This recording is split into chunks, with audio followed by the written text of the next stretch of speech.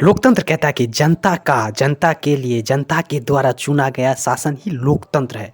अगर ऐसा है, तो जनता चुनता है, जनता के लिए भी है, तो फिर जनता की बात क्यों नहीं चलेगा?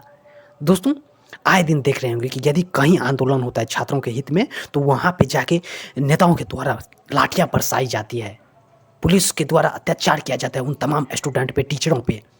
क्या वो अपने अधिकार के लिए लड़ नहीं सकता? यदि कानून उसको अधिकार देता है लड़ने के लिए, आंदोलन करने के लिए, तो फिर ऐसा क्यों होता है कि हर बार टीचरों को, स्टूडेंटों को पीटा जाता है?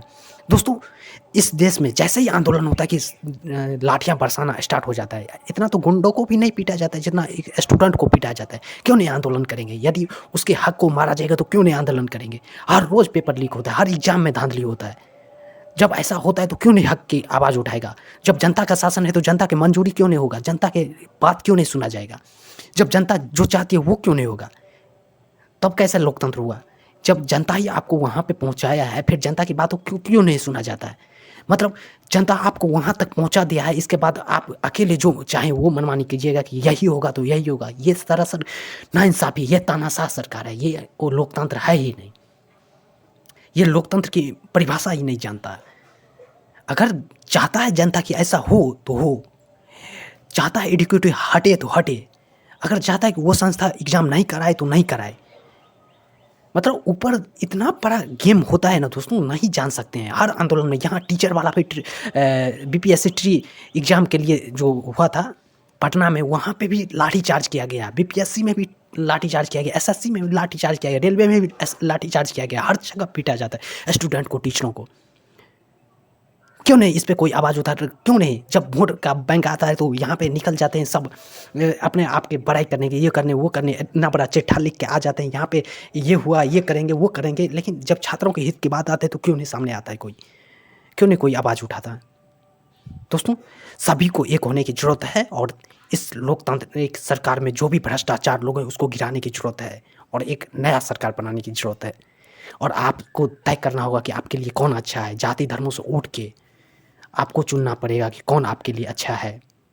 दोस्तों, सबसे बड़ी समस्या है बिहार की कि जाति, ये जाति बहुत बड़ी समस्या है। सब चाहते हैं कि हमारी जाति का ही नेता आगे बढ़े, चाहे गलत ही क्यों नहीं करे, चाहे भ्रष्टाचार ही क्यों नहीं करे, चाहे लूटपाट ही क्यों नहीं करे। सब चाहते हैं कि हमारी जाति का ही नेता आगे बढ़े। इससे अच्छा है कि जाति को ही हटा दिया जाए। किसी को पता ही नहीं चलेगा कि कौन आदमी है जो सीएम बना है, कौन आदमी है जो विधायक बना है, कौन आदमी है जो डीएम बना है। जैसे ही सीएम किसी जात का बनता है तो फलाने दूसरे जात का लोग कहते हैं कि ये हमारा सीएम नहीं है, वो आपका सीएम है। ऐसा क्यों भाई? ऐसा इसलिए होता है कि जाति की वजह से। ये जाति सबसे बड़ा जहर है जो आने वाले जनरेशंस को बहुत ही कठिनाई का सामना पड़ सकता है। दोस्तों, जाति और धर्म सबसे पहले तो हटा ही देना चाहिए, इसलिए क्योंकि आप सभी ने देखा होगा कि यदि यहाँ पे गुजरात में दंगा हुआ था, वो भी मारा गया, कम्युनिटी मारा गया। यहाँ पे जो सिखों के द्वारा अत्याचार किया गया था, जब इंदिरा गांधी की मौत हुई थी, सिखों के घाट उतार दिए गए थे, वो भी एक धर्म की वजह से।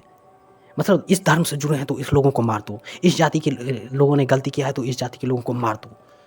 मतलब ये चलता है और जाति और धर्म आपको बांध के रखता है। इस चीज़ों से आपको आज़ाद होने की ज़रूरत है। दोस्तों, कुछ ही दिन पहले यदि इटावा कांड में आप लोगों ने देखा ही होगा कि जैसे ही ब्राह्मणों ने एक दो यादवों को सर मुंडवाया तो इसके लिए पूरे जाति में संघर्ष छिड़ गया था। एक तरफ यादव कम्युनिटी हो गया था, एक तरफ ब्राह्मण कम्युनिटी हो गया था। बीच में यदि प्रशासन लोग रोक रखाव नहीं करते तो बहुत बड़ा हिंसा हो सकता था जाति के नाम पे। और इसमें मारे कौन जाते? जो निर्दोष रहता वही मारे जाते, वरना जो हथियार उठाते वो तो नहीं मारे जाते। इसलिए जाति धर्म को हटाने की जरूरत है। बाकी इसके बारे में आप क्या सोचते हैं? कमेंट बॉक्स में अपनी राय जरूर दें। मिलते हैं किसी नेक्स्ट मुद्दे के साथ। तब तक